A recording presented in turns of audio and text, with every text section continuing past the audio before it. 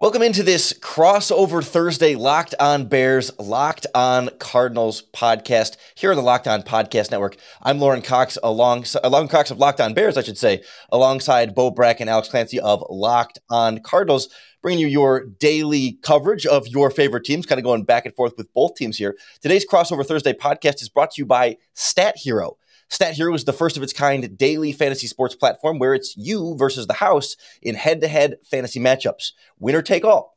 Sign up free right now at stathero.com/lockedon and use our promo code LOCKEDON for a 100% deposit match. Makes it a little bit more of a fun type of fantasy football experience. We'll have more on that later. Let's learn a little bit more about these two teams. And guys, I think for the Chicago Bears, they're obviously coming into this at a very different place than the Arizona Cardinals, two teams on very opposite trajectories here, but we're waiting to see exactly quarterback standpoint and injuries. Justin Fields recovering from cracked ribs, practicing at a limited basis, but not sure whether he's going to be a guy that goes out there with injuries. So probably going to be Andy Dalton and a very limited Bears offense, sort of regardless of quarterback. They lost 5 games in a row this season. They finally got over the hump with a win over the Lions on Thanksgiving, but that's not really making anybody feel all that better in Chicago. And now rumors swirling about Matt Nagy potentially being fired. He saved his job for now, but for how long? And will the general manager go out of it? And everything is kind of all this future talk. And it's kind of looking ahead of like, well, we just sort of presume that the Cardinals and the Packers are their next 2 games. Those aren't going to go well. And that this team is destined for bad things. But at the same time, they're not actually that far out of the playoff hunt. And I guess a big surprise upset win over the Cardinals would certainly go a long way toward kind of turning some of their fortunes around. But obviously, Cardinals have done a lot better job of overcoming the quarterback injuries and other sort of alignments they've had this season. How have they gotten this far? It's interesting. I didn't really realize until we cracked the mics right now that both of these teams, their years have kind of been defined by injury and how you adapt. Obviously more severe with the Bears, with Andy Dalton than Justin Fields, and then Allen Robinson not being himself, David Montgomery being on the shelf on the IR. The Cardinals have been very lucky because of the offseason they had, not only by signing Colt McCoy, which brought them to a 2-1 record over the last 3 weeks before their bye with Kyler Murray on the shelf, 2 of which were on the 2 wins being on the road. Like, it's that kind of paved the way for the Cardinals to still kind of be at the top of the NFC, because if it were, Chris Trevler or Brett Hundley like they had in previous years, maybe they go 0-3 and we're having a completely different conversation. So the fact that the Cardinals have been able to withstand and overcome the injuries, J.J. Watt, DeAndre Hopkins, etc., it's kind of been a charmed year for the Cardinals. They've executed. They haven't cut any corners, but everything's just kind of seemed to have worked out. And Bo and I have talked a lot about it, where it's like, when you make magical runs in the playoffs, good things need to continue to happen for you. The breaks continue to need to go your way, whether it be things you can control and things you can't from other teams. So it's been a magical run so far through 12 weeks. Yeah, and as magical as it is, and you look at these two franchises, it's like Matt Nagy and Cliff Kingsbury, they are like the bizarro versions of themselves. Like Cliff Kingsbury came in, he goes 5-10-1. Matt Nagy goes 12-4. I mean, he's lightning in a bottle right out of the gates for him. Then he goes 8-8, 8-8, squeaks into the playoffs. The last couple seasons, and then Cliff Kingsbury has been kind of struggling. It's been a slow burn, but he's got the Cardinals finally in a place to compete. We talk about Bears Cardinals this week. It's like, I think the Bears just need to kind of take their medicine at this point. And this is coming from 2 hosts, Alex and myself, that we took a heavy dose of medication to get the Arizona Cardinals healthy to where they are right now. I mean, it's just a necessary evil, and it's probably the best path, a full down kind of stripped down rebuild. But you need to figure out who that guy is that's going to lead the charge. It seems like they've got the franchise quarterback. I liked what I saw from Justin Fields before the injury. He was ripping it a couple times against the Pittsburgh Steelers. But, man, it's just talk about the tale of 2 different coaching jobs, Lorin. Yeah, I mean, exactly. They're in similar boats. The Bears lose. You mentioned some of the names, but you didn't mention Khalil Mack is on injured reserve now. Sure. Akeem Hicks is injured. Danny Trevathan is injured. Roquan Smith is also injured and probably not going to play in this game. I mean, they're missing all of their top defensive players, quarterback, have gone back and forth. So neither one has actually gotten a chance to really like settle in and get on the same page as receivers. And they had to cycle offensive tackles for a while through the season. And now Allen Robinson's hurt. And it's like they just have not been able to overcome those injuries, despite the general manager entering the season raving about how great their depth was and how they felt really good about the competition they have at a bunch of different positions.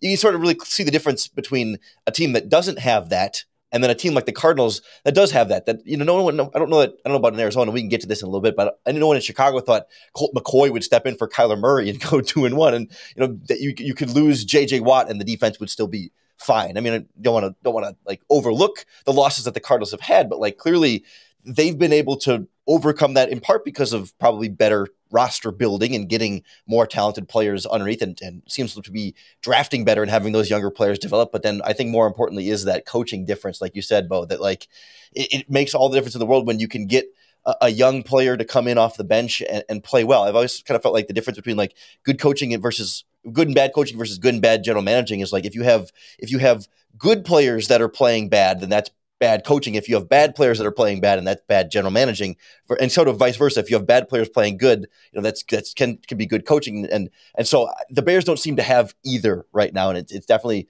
a stark contrast to the Cardinals seeming to have a bit of both at this stage. Yeah, I mean I don't want to pour on, pile on, but I mean, you're right. It's like the ecosystem is very fragile for any NFL franchise. The fact that Steve Keim was a terrible GM for 5 years. He should have been fired multiple times. And the fact that he's turned a corner, and I think Bo agrees with me on that. I mean, I'm a little bit harsher on Cliff than Bo is, but I think Steve Keim should have been fired at least 3 times before drafting Kyler Murray. I always said Kyler Murray was his last Hail Mary to keep his job.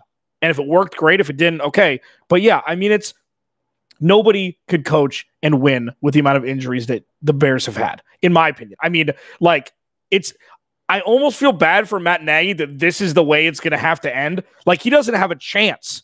He doesn't have a chance to keep his job because everybody's hurt. And with Cliff, it's the antithesis of it. And it's like everything is working with Colt McCoy, especially. Run the ball, play defense. That's how you win Super Bowls. Ask the Bears how they win, how they've won forever. They've had terrible quarterback play forever. And that, but it's run the ball and play good defense, control the clock, win games, go win a Super Bowl. And that's what the Cardinals have kind of done around Colt McCoy, even though he threw the ball 40 times or 45 times in one of the games. It was very controlled. And it's something that, you have to give kudos to Cliff, and that's just where we're at. It's been a bizarro year, and it just in a positive way. It definitely has, and I think that the Bears are kind of looking at Kyler Murray and Justin Fields and maybe looking for their quarterback to be that difference maker, whoever the next head coach is going to be. We'll find out a little bit more about the quarterback situation here for both teams because it's a little bit of a head scratcher and kind of go through each side here for this matchup as our Locked On Podcast Network crossover Thursday continues coming up next. Today's episode is brought to you by our friends at StatHero. No one plays daily fantasy sports to lose. Of course, winning feels so much better. And StatHero is the first of its kind daily fantasy sports platform where it's you versus the house in a head-to-head fantasy matchup. Winner takes all. But the important part is StatHero House shows you their lineups before you play. And so then you handpick the team you want to face one-on-one. So this never-before innovation of fantasy sports and sports betting hybrid has StatHero players clocking odds that are over 4 times better. Why? Because you don't have to compete against thousands of experts or just unknown strangers. StatHero puts you in control of your fate. StatHero is head-to-head. StatHero head-to-head is what daily fantasy should be. One-on-one. Sign up for a free account right now at stathero.com/lockedon and use our promo code LOCKEDON for a 100% deposit match. That's stathero.com/lockedon using that promo code LOCKEDON for a 100% match. stathero.com/lockedon. Terms and conditions apply. I mean, that was a live read right there. I'll tell you what. Lorin Cox, Locked On Bears, Alex Clancy, Rock, Locked On Cardinals, crossover Thursday in the Locked On Podcast Network. Thanks to everybody who makes our respective podcasts your first listen every day. We couldn't do it without you. Subscribe to our YouTube channel, wherever you get your podcasts. The Spotify thing came out yesterday that just showed, that's so cool. Can we just take a second and appreciate both of our fan bases, listen to us just droll on and say a whole bunch of dumb stuff, make people laugh and be insightful all at the same time? Like, it's killer. Thank you, everybody, for listening, subscribing, wherever you get your podcast, whether it be YouTube or otherwise. So thank you very much. So it's Lorin's time to answer some questions. I'm going to be selfish with the first one. Who is more important to the future of the Chicago Bears? Darnold Mooney or David Montgomery? Wow. I think it depends on what window of future we're talking about, but I think in both cases it's Darnell Mooney, believe it or not. I mean, in the sense that right now, the list of Chicago Bears wide receivers under contract in 2022 is Darnell Mooney. They don't have any other wide receivers on this season. So, it's not a slight on David Montgomery in any way. He's been great, and he was now hurt for a few weeks and has been a little bit slow to get back up to the production that we saw earlier this season. But the kid who replaced him, Khalil Herbert, their 6th-round rookie, was phenomenal. I mean, he blew Bears fans away with how well he was running, to the point where it feels like maybe he was costing David Montgomery some future money, because you kind of look at Herbert and say, well, why would we need to pay David Montgomery big running back money when we can have this Herbert guy on the rookie contract and draft other Khalil Herbert? So that's why I think Mooney, especially as he sort of surpassed Allen Robinson in terms of production this season, maybe not in terms of status and overall talent and command, but just the way he's been on a better connection with both Andy Dalton and Justin Fields. Mooney is balling out right now, and I think he's super important to their offensive success now, and definitely at least for the short and long-term future. It's like mind-blowing stat after mind-blowing stat. Still, the Bears, they're not going to have another 4,000-yard passer another season, even with the extra game. Alex, did you know they've never had one? They've never had a quarterback go over 4,000 yards passing in a season. You mean Sexy Rexy didn't get you there? No. Jay Cutler got close, but he missed one game that season, and had he stayed healthy, he might have hit it. It's unreal. I can't believe. I thought, you and I talked several times on the Locked On NFL podcast. I thought that this was the season, but when you look at the quarterback position, they decided to go with the bridge quarterback, Andy Dalton, and then they went away from it. Justin Fields got his feet wet. Now he's battling the injury. The quarterback position, do you feel like there's been enough signs from Justin Fields that he's going to be able to take over the reins as the future franchise signal caller? Yes, it's just a matter of what extent that looks like. To what height does it reach? Can he be the true difference maker, or are there always going to be enough flaws there where I think he's shown you enough to feel like you got something here, right? You got a quarterback that you see out through his rookie contract, and probably, I guess the question is, when you get to the end of that rookie contract, is he going to be worth top quarterback money, or are we going to be having the Baker Mayfield conversation about he's been good, but he hasn't been great?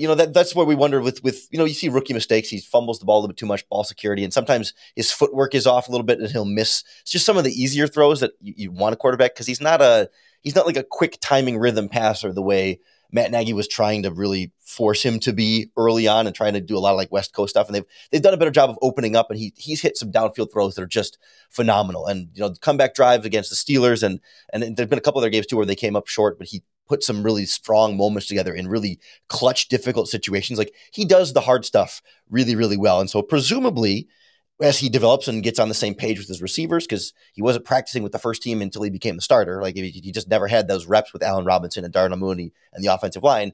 Presumably, as he just grows into that position, the easy stuff should become easier, and he can already do the hard stuff. So it seems like there's a pretty good path there, and certainly Bears fans don't have any other choice but to be optimistic that he's going to get there. Well, yeah, Lorin Cox, Locked On Bears, Bo Brock, Alex Clancy, Locked On Cardinals, crossover Thursday, Locked On Podcast Network. I mean, the roster is suitable, at least for a rookie quarterback. You've got a handful, when healthy. You've got a handful of running backs. The offensive line is fine. I mean, and then you have 38 tight ends, which is your rookie's best friend. You could roster a whole offense with all the flipping tight ends you have on the roster. And then who knows what's going to happen with Allen Robinson after this year. And Darnell Mooney, you got a bunch of young guys at skill positions on offense that seems to lend to think that if Justin Fields is 75% of what you think he could be, you could win a bunch of games in Chicago, right? I mean, and you could win in any weather. I think that's a kind description of the offensive line. Is that too optimistic? That's too optimistic?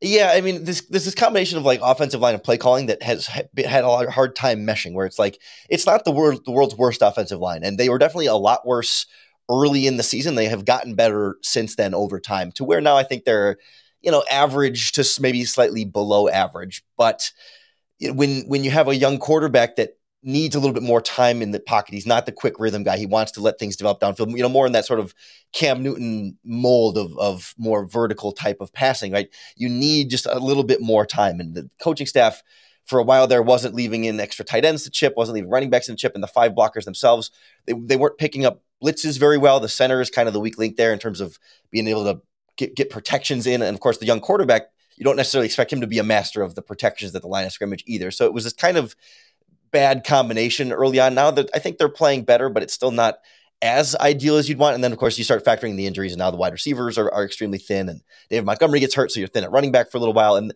the tight ends have generally underachieved. The coaching staff of play calling hasn't really gotten them until the last 3 or 4 weeks here. For most of the season, Cole Kmet and Jimmy Graham were non-existent parts of this offense. And just Cole Kmet has set career highs in 2 of the last 3 games in receiving yards. So now they're kind of getting there. One was with Fields, one was without Fields, now with Dalton. So they seem to have figured it out a little bit more. And then the defense has just been a huge disappointment as well, as part of what has been holding back some of this Bears team too. Yeah, Lorin, I look at a couple of the potential matchups where the Bears can be successful. I've got a couple key, in mind myself. Maybe the run game, as you mentioned, Montgomery getting back into the fold, and Herbert having some success even in his absence. And the Arizona Cardinals rush defense has been pretty poor all season long. Maybe they can win that battle. Where do you envision the Bears having success, if they're going to have any on Sunday against the 9-2 Cardinals?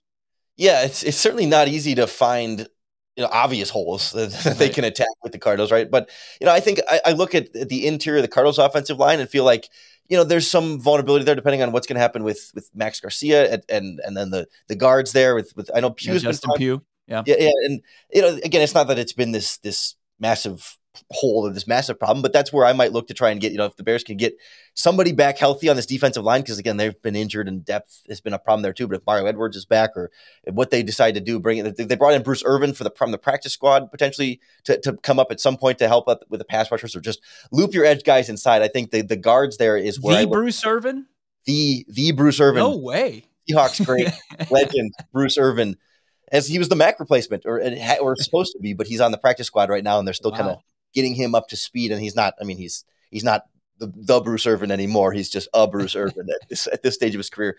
But it's I look at this Cardinals defense, and it other than just generally being able to run the ball maybe against that interior defensive line there, and that's about it, because I'm not seeing it's in the secondary. I'm not liking my matchups there. I think Mooney's going to get his yards, but he's not going to take over and dominate a game. And the Bears don't have other depth there, and you might get some things checking down tight ends here and there, but that's not going to be difference making in this game. So it's running the ball and trying to create some havoc for the opposing quarterback, because the Bears secondary, Lord knows, is not going to be slowing down Kyler Murray for sure, and probably won't give Colt McCoy all that much trouble either. Yeah, Lorin, I'm going to ask you one more, and then we're going to go on the other side, and Lorin's going to have his chance to ask us whatever questions he would like ahead of Sunday's matchup between the Cardinals and Bears. You cover a team that is an original team. They've got diehard fans, and I'm curious what you think of the Arizona Cardinals at 9-2. Do you believe the Arizona Cardinals? Does your fan base believe that the Arizona Cardinals are good? Because you're kind of a microcosm of the rest of the NFL. Because I still feel like, and this isn't like poor Cardinals, nobody believes in them. I just don't think anybody believes that they're good. I don't think anybody believes that matters that they're good. Do you? I believe they're good right now. And I mean, what they've started, 7-0. That's, you can't just do that on accident. But I think where I come in is wondering, how, not necessarily how sustainable this is, but when you get to the playoffs, right? It's not a team that has a lot of at least in terms of recent seasons, that is battle tested in that regard, and some of those big time matchups, when just a lot of the stuff that they did in the regular season kind of goes out the window, and it's okay, what can you scheme up for this exact game? And when you still feel a little bit stained by the earlier years of Cliff Kingsbury, and we're feeling like, because there was that feeling for a little bit there. It was like, well, he's the next sort of, like, we brought in as the next genius head coach, and then when he struggled, he was like, well, he's the next fraud young genius head coach, right? Well, he's not actually this offensive mastermind. He's just a hot shot from college or whatever. So like, I don't believe that to be true, but given that there was failure in there, and it was with Kyler Murray for some of that time, that like you just wonder, like, is there a chance that, really when the going gets tough in the playoffs and other teams step it up just a little bit and do things just a little bit differently, how well will they be able to sustain that? Like, I don't see the Cardinals coming into this game as like, oh, this is a fraud team that the Bears can upset and beat. No, I think they're good. I think they're very good right now and are going to be a very strong regular season team. I do question how that will translate to the playoffs, just because we haven't seen it in the playoffs, and we have seen them struggle in recent years under Cliff. A lot of backhanded stuff there, which I can appreciate. Alex Clancy, Bo Brock, Locked On Cardinals. Lorin Cox sugar-coated a piece of turd right there with talking about the Arizona Cardinals. It's fantastic. That's why we do this here. I love it. I'm just giving you a hard time. Coming up next, Lorin's going to ask us any and everything he would like to ask about the Arizona Cardinals ahead of Sunday's matchup. First, BetOnline.ag. Bo, and I know, the BetOnline.ag is the best place to place any sort of shekels that you might like, as my co-host Bo Brock so lovely says. New interface, streamlined, everything's brand new, fresh, everything, and it's still the best place to wager on football, basketball.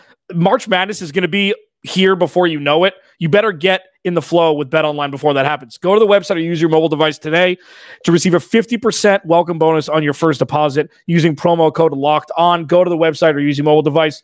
Receive a 50% welcome bonus on your first deposit using promo code Locked On. BetOnline, where the game starts. All right, final segment. Alex Clancy, Bo Brock, Locked On Cardinals, Lorin Cox, Locked On Bears. I put this game on the map with Bo Brock, is saying it's a trap game for the Cardinals. And because it's early morning, it's on the road. What do you think? Ask us. We're ready for it, Lorin Cox. You said early morning there, and it threw me off. I was like, this is a noon game, isn't it? Like, this is what we do in Central Time. It's noon. You have lunch, and you turn on the football game. But no, as I look at this game, what do you, I guess, how have they been able to win with Colt McCoy? Were you surprised how well it was able to go? Was it a reflection, a little bit of, I mean, not that they played bad teams, like terrible teams, but teams that are not, they're not at the top of their respective divisions and conferences, two of them in your very same division. How much of that was a surprise, and what do you sort of credit it to? I credit it to Colt McCoy being prepared, ready to go, this coaching staff, the team being locked in and like just laser focused without their star quarterback in the lineup, also their star wide receiver DeAndre Hopkins, and also without one of their stars on defense in JJ Watt. Colt McCoy came in there and he executed the game plan just perfectly against the San Francisco 49ers. They didn't just beat the 49ers, they dismantled them. I mean, that was a win in every facet of the game. And now we see how good the Niners actually are. I think the Arizona Cardinals faced San Francisco a pair of times already at the right time before they got hot, and took advantage of that because they just bullied them. The second game, the second start is like, okay, will the real Colt McCoy stand up? And the Carolina Panthers had a lot of success in making him look below average at the quarterback position, which we've seen from Colt McCoy in his career. And then he got a third shot at it. I don't know if we're going to see him a fourth time, but his third crack kind of regained trust in this fan base that he can go out there even without Kyler Murray and execute this offense. It's different though. He can't throw the ball down the field. Like, you can't expect him to throw the ball 10 yards on a rope and connect with AJ Green or Christian Kirk. But he can throw, get the ball to playmakers' hands. Rondale Moore, Kirk, AJ Green, James Conner. There's been a couple beautiful screenplays. So Colt McCoy can just operate this offense. He can be the quintessential backup quarterback, go in there and without, any second thought, run and execute Cliff Kingsbury's air raid offense. And the Arizona Cardinals, if the entire offense executes, they're going to be successful, because the defense knows how they can kind of slow down Colt McCoy, and that's forcing him to throw the ball deep. But they kind of imposed their will against Seattle. And I think, Chicago, they just got to decide if they want to be that physical, if they want to kind of take away those underneath throws, it's going to be on them. Yeah, but Alex, that was going to be my follow-up question. Like, how did the Panthers do it? Is it just about press coverage on Colt McCoy to make them beat you? Like, is it just trying to be aggressive on there? I mean, does it have anything to do with, blitzing the pass rush as well, trying to get his head, or how is that formula sort of gone? Honestly, and this is going to sound like such a cop-out, but it's true because this is the one game where this has happened. And I think Bo and I even lulled into a sense of security before that game that was the game that the Cardinals overlooked. That was the game that they weren't the most prepared for, like they were every other week. And I'm not saying it's black and white, but you saw they were not up for that game like they were the other games previous. And I think Bo, there's part of that to it. Sure, the defensive scheme, when a team is not prepared and think you're just going to coast after what we saw Colt McCoy do at Levi Stadium the week before, you find out very quickly that there are 53 men that get paid millions of dollars on the other side of the field, regardless of the record, regardless of the jersey they wear. They're going to smack your ass in the mouth if you're not prepared, and that's exactly what happened. So it sounds like a cop-out, but it's not. Like, they lost. Smack your ass? Smack your ass in the mouth. The anatomy lesson is after, okay? I don't have time for this right now. But yeah, and then the fact that they gave the Panthers short fields with turnovers, it doesn't really matter how well or how poorly the Cardinals perform on offense. When you turn the ball over a handful of times and you give maybe the best red zone runner of all time in Cam Newton, or most effective, coming right off the shelf and just doing what he's done his whole career to make a lot of money, they were screwed. And without Kyler Murray, you can't come back from 14 down. You can't come back for 20-3 down like they were against Minnesota earlier in the season. So they were hamstrung. I was been kind of struck by, maybe it's my just perception from the outside, but I don't feel like this Cardinals defense gets talked about enough in how well they've played. I mean, I know you mentioned earlier that the run defense has not been good, and then maybe that's why, because we still value like being able to be the physical tough stopping the run team. But I feel like they've done a pretty solid job against some pretty decent offenses. I mean, I know the Panthers game maybe notwithstanding in that, but what has made this Cardinals defense so good, and how have they sort of been able to maintain that even through the injury? Let's send it back to Bo. Yeah, they have talent on every single level of defense. As far as the pass rush is concerned, even without J.J. Watt, Marcus Golden's a guy who's in double digits. He's in, as far as the top of the league, he's in there as forced fumbles, so he gets the ball on the ground. Chandler Jones has shown flashes of a guy that's playing in a contract year that's the all-time sack leader for the franchise as of a couple weeks ago. So the pass rush doesn't, fall off a cliff with J.J. Watt out of the lineup. And, Isaiah Simmons has merged in his second season, the linebacker out of Clemson, kind of a versatile player, and he can do it in coverage. He can do it as far as physicality. He's been a beast on the goal line, making some big stops, standing up some guys like Derrick Henry and the big rookie quarterback out of San Francisco and Trey Lance. And then the secondary has been the biggest surprise, Lorin. It was the biggest question mark going into the season. I mean, when Fuller was released by the Bears, all the Cardinals fans were like, "Go get him! They need a defensive back." And Steve Keim trusted his scouting. He trusted the guys in that room already because he knew something that we didn't, and we thought he was naive. But that this cornerback room was going to not just be good; they were going to be solid. They were going to be really, really a above average group. And Byron Murphy Jr. has been a guy that's kind of becoming a household name and held down that CB1 after Petty Patrick Peterson exited this offseason to Minnesota. And then you've got probably, according to Alex and myself, the best safety group in the NFL, Jalen Thompson and Budda Baker. So just on every single level of the defense, they just have playmakers, and their defensive coordinator, Vance Joseph, who's really turned things around after a tough first season. His last two seasons, he's been probably the most consistent coach on the coaching staff. So it's talents. It's also a great game plan. And they definitely don't get enough credit because of the sexy components on the offensive side of the football. I think there's some folks up in Green Bay that might argue with you about the safety duos there, but I'll leave that one for Peter Bukowski. I'm not going to make that argument on their behalf. But before we wrap up here, I was just what we kind of talked about in the last segment. Like, I think we all kind of are on the same page. Like, no one is expecting the Bears to pull off this upset, not in this discussion. I mean, it's going to be – Cardinals shouldn't have too much trouble handling this Bears team just the way they match up right now. But if you were gonna look around your roster, Alex, and find a matchup or an area – and we talked a little bit about the run defense a little bit, but kind of flipping it back on you, like where could you see the Bears maybe finding some success, even if it's not enough success to pull off an actual upset? I mean, I think it's running the ball. I mean, the fact that you have Darnell Mooney on the outside, I know he's hobbled. He makes fast people look not fast, and he runs every route in the route tree. He's got great hands. He's great on the sideline. He's great in the middle of the field. Like they've hit a home run with Darnell Mooney. He's one of my favorite players to watch in the NFL.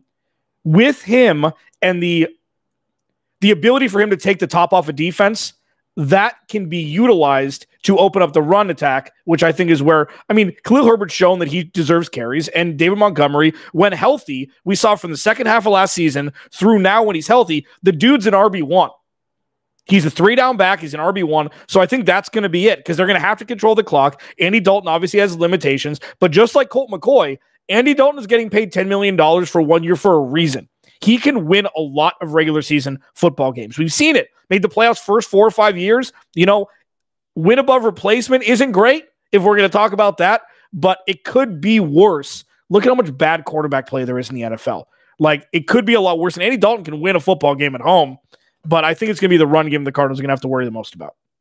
Does feel like it's sometimes a reflection of the supporting cast throughout Andy Dalton's career, and that's where Bears fans have been a little bit nervous. Yeah. And I also think just like the Carolina game, anytime you lose that the takeaway battle, you're going to be in a position to where especially an underdog like the Bears are going to be able to hang around. And you still got Eddie Jackson in the lineup, right? I mean, he seems healthy. Eddie Jackson this season has 0 interceptions, but more importantly, 0 pass breakups. Wow. He's having the worst season of his career, and it's a big reason why this defense has played so poorly. Well, hopefully he doesn't get back on track. Let's hope that this is not an Eddie Jackson back on track, get right game for the Cardinals' sake. Angelo Blackson also is playing well for the Bears, former Arizona Cardinal. That he's forced 2 fumbles. It's just you got to take care of the football. I mean, that's pretty simple stuff for any football team. It's what the Bears defense is wanting to get to more of those turnovers. It's something they've been trying to get back. That was what made them so good in 2018, in addition to, just having a lot more talent then too. They're definitely going to be trying. The problem is, Fields has had some fumble issues just because rookie and ball security sometimes. But I think you're right that the turnover battle is definitely an opportunity there. Not necessarily thinking this one is going to move the needle, but hey, that's why they play the games. Looking forward to watching this one, guys. Gentlemen, it's been a pleasure crossing over with you on this Thursday. Appreciate everyone who's been tuning in, following along, like you mentioned earlier. If anybody's got their Spotify Wrapped and they've got the Locked On Podcast Network as your top podcast, tweet us. Let us know. Show it to us. We want to share. We want to hear about it. We want to see who's listened to the most episodes, who's got the most minutes listened to. I really appreciate the fans who have tweeted me so far this week. And I guess so far, just the first day that it came out, we got a couple of them sharing that they appreciated Locked On Bears. I'm sure you guys, I've seen you guys got some from Locked On Cardinals as well, some mega fans. Really appreciate everyone who's making the Locked On Podcast Network your first listen each and every day. If you're looking for your second listen, go listen to Locked On Cardinals if you're a Locked On Bears listener to get more on the opponent, or Locked On Cardinals listener, come on, take a listen to Locked On Bears. Get that real advanced scouting report on your team. That's why we bring you your team every single day here on the Locked On Podcast Network. So for Lorin Cox from Locked On Bears, alongside here Alex Clancy and Bo Brack from Locked On Cardinals, thank you for listening, and come on back tomorrow.